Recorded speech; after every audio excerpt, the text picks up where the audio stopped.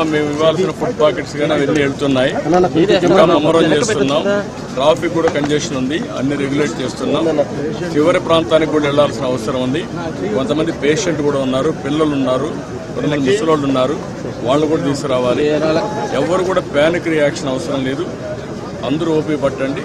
1 గంట 2 గంటల్లో అందరం ఓపికగా ఉంటే ఇంకా తొందరగా పనులు అవుతాయి. అన్నీ చేస్తానని అప్పీల్ చేస్తున్నా. ఇక్కడే ఉంటా, కంట్రోల్ రూమ్ని యాక్టివేట్ చేస్తున్నా. ఎంతవరకు చేయగలుగుతామో అన్నీ చేసి అందరిని ఆదుకుంటాం. 110 పైన బోట్లు పనిచేస్తున్నాయి. అదే మాదిరిగా 4-6 హెలికాప్టర్లు వస్తున్నాయి. ఒక హెలికాప్టర్లో ఫుడ్ పెట్టడం కానీ, లేకుంటే బోట్లో తీసుకుపోవడం కానీ, పేషెంట్లు తీసుకురావడం కానీ ఇవన్నీ జరుగుతున్నాయి. వర్షం కూడా పడతా ఉంది, అయినా కూడా ఎక్కడ ఆపరేషన్స్ ఆపం, అన్ని విధాలు. సార్, ప్రకాశం బ్యారేజ్ 69 గేట్ దగ్గర బోట్లు కొట్టుకురావడం ఏమన్నా కుట్రే ఉంది? ఇవన్నీ ఇప్పుడు నేను అవన్నీ మాట్లాడను. ప్రతి ఒక్కదానికి మనం అవన్నీ మాట్లాడడం కరెక్ట్ కాదు.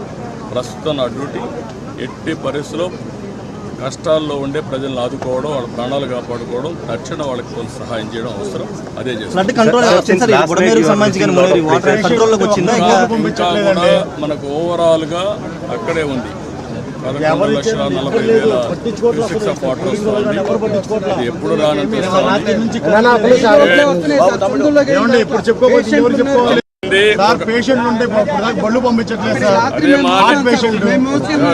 మాట ఏంటండి, 1 గంట టైం ఇవ్వండి, చేస్తాను. మమ్మల్ని ఇబ్బంది పెట్టి నన్ను ఒక్కడే ఇబ్బంది పెట్టినా కూడా అందరికి న్యాయం చేస్తాను.